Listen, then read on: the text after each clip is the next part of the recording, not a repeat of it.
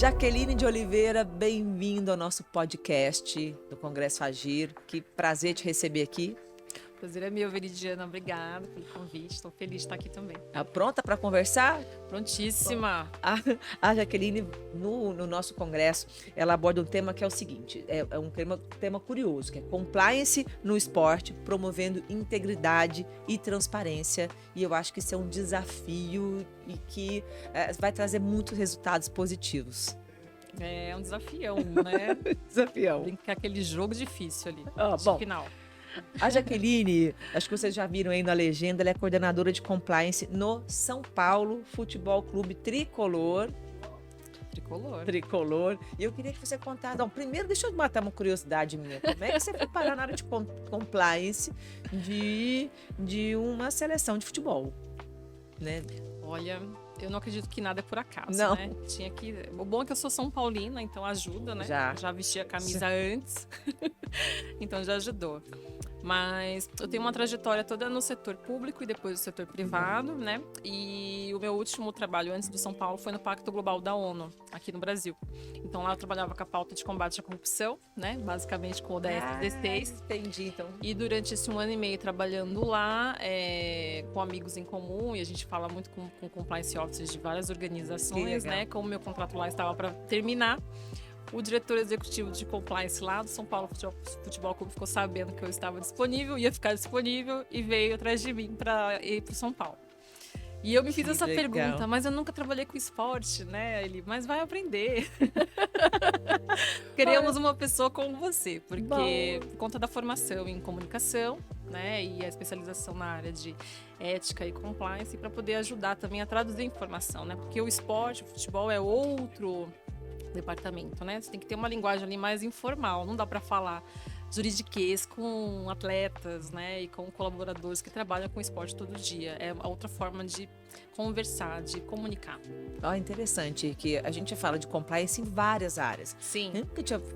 Talvez as pessoas ainda não entenderam que compliance é para tudo, inclusive para o esporte. Sim. Eu queria que você me desse assim um timeline, uma linha do tempo da evolução do compliance na área esportiva, no esporte. Olha, o compliance na área do esporte ele começou a caminhar mesmo, a evoluir, né?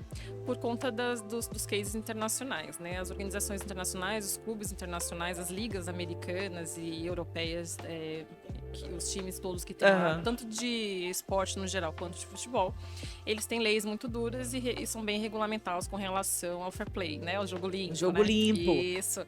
Então, para além da preocupação com a dopagem, né?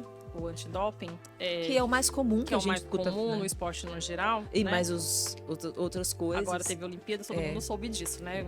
Da questão do doping. Mas tem também a questão do jogo limpo dentro do campo, né? Durante o jogo, né? Não manipular os resultados do jogo, né? E além disso, a questão... Interessante, né? A gente imaginar que isso pode ter sido comum um dia. Sim. Porque qual que é a graça do esporte, né? De qualquer competição esportiva? É a imprevisibilidade do jogo, do resultado, né? Eu não quero assistir um jogo que eu já vou saber quem vai ganhar. Eu quero, né, torcer, sofrer, que seja, né? Ganhando ou perdendo. Eu sei que foi uma coisa que aconteceu ali por Essa conta é a graça. da competição. Onde um dia pode estar bom, outro dia não. Mas eu tenho esse mistério, né? Quando perde isso, perde a graça, né? Sim. Então, basicamente... Perde a razão de ser. Perde a razão de ser, né?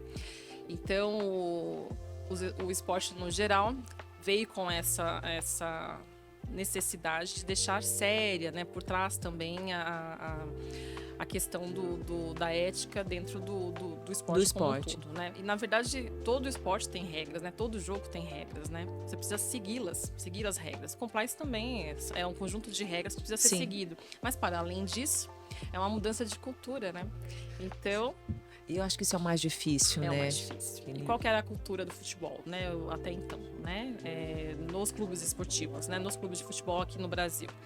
Infelizmente, não era pela transparência ou pela boa gestão, né? Então, muitos clubes endividados, por má gestão, falta de transparência financeira, pouco investimento nos próprios jogadores ou na própria estrutura do clube. Infelizmente, temos inúmeros cases aí, né? Escândalos, né? Assim. Nas próprias organizações que regulam o esporte, que regulam o futebol, né? O caso da FIFA, enfim, tem tantas situações que acontecem em outros clubes também. A gente tem até um nome para isso que a mídia divulga, né? Os cartolas. Isso.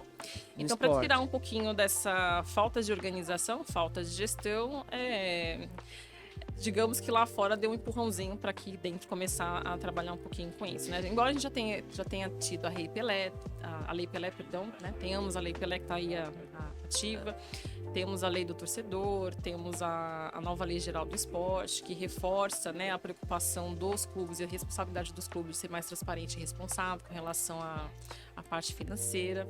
Então tem evoluído bastante, não só na parte legislativa, né, na parte das normas legislativas, mas também na tecnologia, né? Hoje você tem o VAR, né, durante os jogos de futebol, para ver se de fato aquele que antigamente chamava de tira-teima. Tira-teima. Né? Entregando a idade. Porque antes tinha essa questão da dificuldade de saber se aquela jogada foi correta ou não.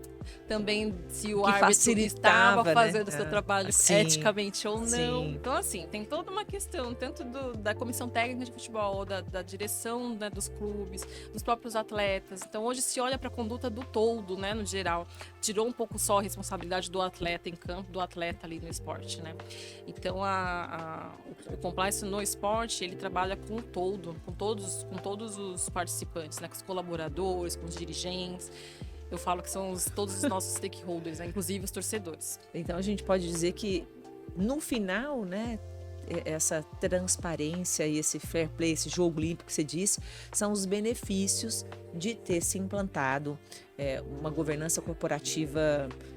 Eu vou usar o termo robusto, que tem se falado muito, até quero que você me dê a sua opinião sobre isso, né? Sim. Deixar o compliance mais eficiente. Mas dentro desse mesmo comentário meu, você acha que no esporte especificamente uma governança robusta mais atrapalha ou colabora?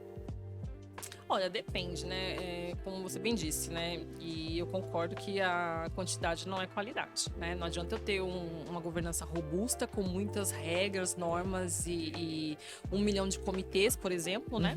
E não ser efetivo. Né, o quanto de independência todas essas áreas elas têm para poder funcionar, para trabalhar. Né? Então, o mais importante, na verdade, para além da governança efetiva, na prática, no papel, por isso que eu não sou muito do robustez no sentido de enxada, né, de quantidade, mas de ter efetividade. Né? Então podemos ter muitas políticas internas dizendo o que é para fazer e o que não pode fazer, mas na prática quantas pessoas são treinadas por ano, por mês, né?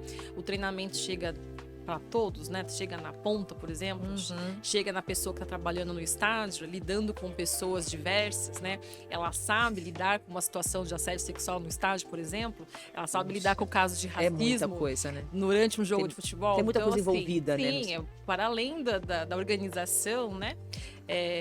Ter um comitê de ética que precisa ter, mas ele consegue trabalhar, ele consegue de fato agir diante de uma denúncia que chegou ali, né? A gestão, a alta gestão, ela dá apoio para o programa funcionar efetivamente.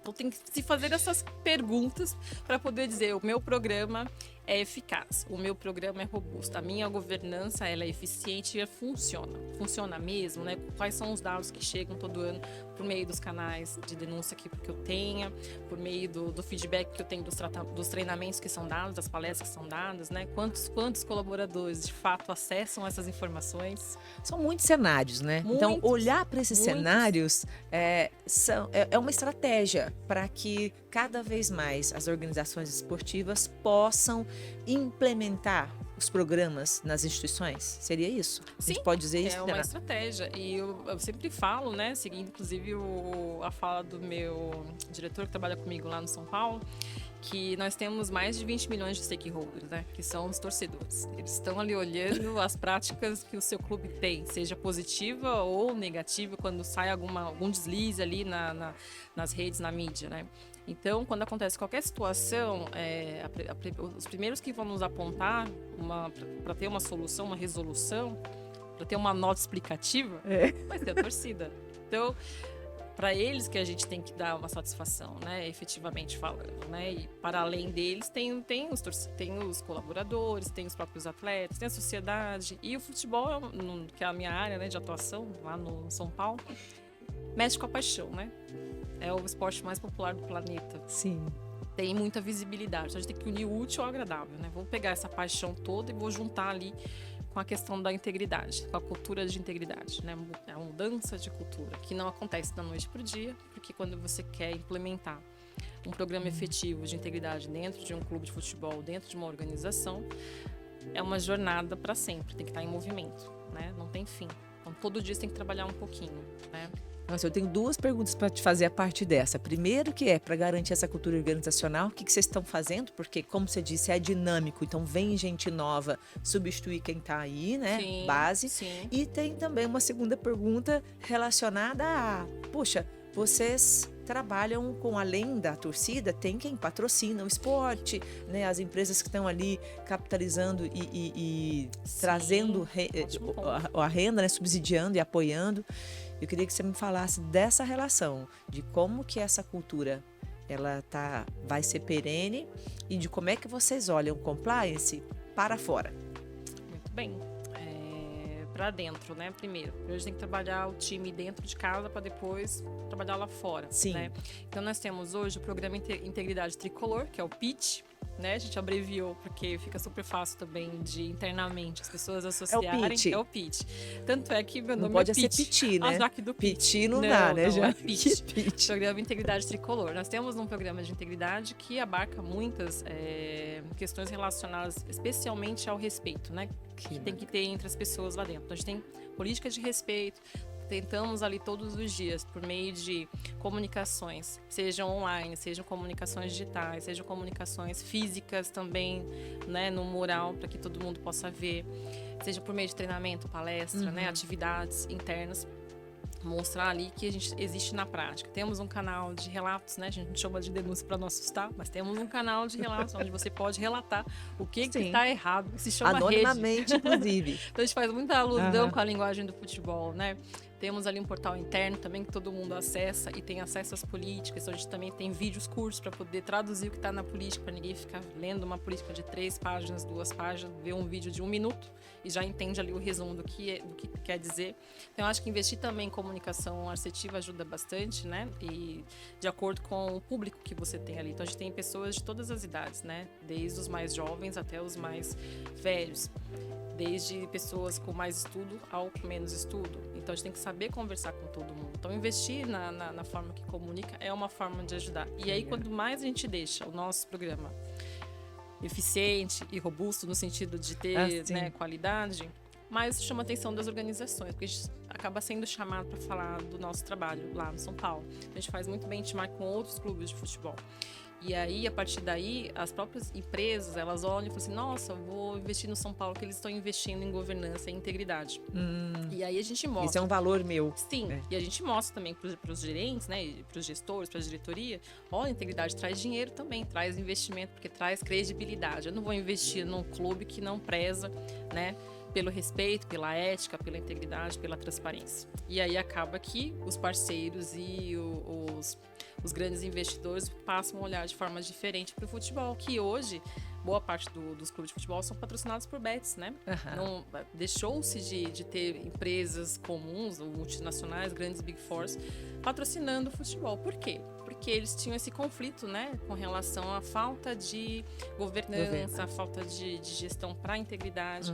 Então, quando você vê esse movimento no futebol, especialmente, aí as empresas passam a olhar com outro olhar. E hoje o São Paulo ele tem a Mondelez, né, patrocinando ali o name rights do São Paulo, que agora é Morumbis. Né, que foi um dos valores que eles mais observaram. Então, eles também têm ali uma preocupação com ESG, uma preocupação com compliance e integridade. Vira que o São Paulo está investindo nisso, investindo no São Paulo está investindo nisso. E por aí vai. Então, a gente tem que trabalhar com a nossa reputação também, né, com o nosso nome, com a nossa credibilidade, na prática. Na prática, né? Prática. Coerência, com né? Resultado, mostrando o balanço financeiro todo ano, dando transparência para isso. Estão devendo, mas está aqui, tá tudo organizado, né? Tem que ter essa confiança, né? Tem que ter essa responsabilidade para com para com os parceiros e também com a sociedade civil, né? Que também ali no lado do estádio a gente tem Paraisópolis, que é uma comunidade, né, carente, né, e que acaba sendo beneficiada também com algumas ações do estádio. Com certeza, né? Então, Faz isso parte também do é entorno, importante. né? Isso, faz parte do entorno. Nossa, Jaqueline, muito É obrigada. muita informação, né? Não, Veridiana? é uma rede, né? Compliance nesse lugar, né? No esporte, ele é mais complexo, vamos dizer assim, né? Tem muita Tem coisa os envolvida. desafios, Tem os desafios. né? Mas é gostoso. A gente brinca que Ah. não tem tempo, não tem tédio, né? Porque Não tem todo tédio. dia É um flash. é um flash, é uma ação, é uma coisa diferente que acontece. Jaqueline, muito obrigada pela sua participação no nosso Eu que podcast. agradeço. Espero encontrar com você mais vezes. Eu queria que você deixasse um recado para quem está assistindo sobre, pode ser assim, sobre o que você acha que é tendência de compliance e governança corporativa no esporte. Um resumo. Olha, chegou para ficar. Não adianta mais dizer, ai, não vai, não quero, dá muito trabalho, é complexo. Não, chegou para ficar. Agora, quem tiver ali investindo nisso na sua entidade esportiva, né, saindo um pouco do futebol, mas indo para todo o esporte, vai ali galgar mais credibilidade perante aos possíveis investidores, à sociedade como um todo, né? E vai passar o exemplo bom, porque quem que não gosta de ensinar por meio do esporte, né? A gente que sempre praticou esporte ou pratica de alguma forma desde criança até a fase adulta. Eu já pratiquei algum esporte na minha vida. Você provavelmente teve alguma coisa que gostou. A gente não aprende regras ali básicas sobre respeitar o outro, respeitar o colega, né? Seguir ali as regrinhas do jogo para conseguir praticar o esporte que você gosta. Eu acho que é uma forma também educativa, né? Das grandes organizações esportivas mostrar para essa nova geração que está chegando que é possível crescer fazendo certo. E tem que fazer o certo porque é o certo, né? Não porque tem alguém vendo ou porque está escrito numa lei. Acho que é a grande responsabilidade que o esporte tem, né? E a gente viu agora nas Olimpíadas, vimos nas Paralimpíadas o quanto que é importante o exemplo, educar pelo exemplo. E o esporte que tem essa missão, ele educa pelo exemplo. Maravilhoso, né? Acho que muito Acho obrigada. que é isso. Obrigada por estar com a gente hoje aqui no nosso podcast. Obrigada. E a gente se vê numa próxima. Até a próxima, Lidiana. Obrigada. Obrigada, gente.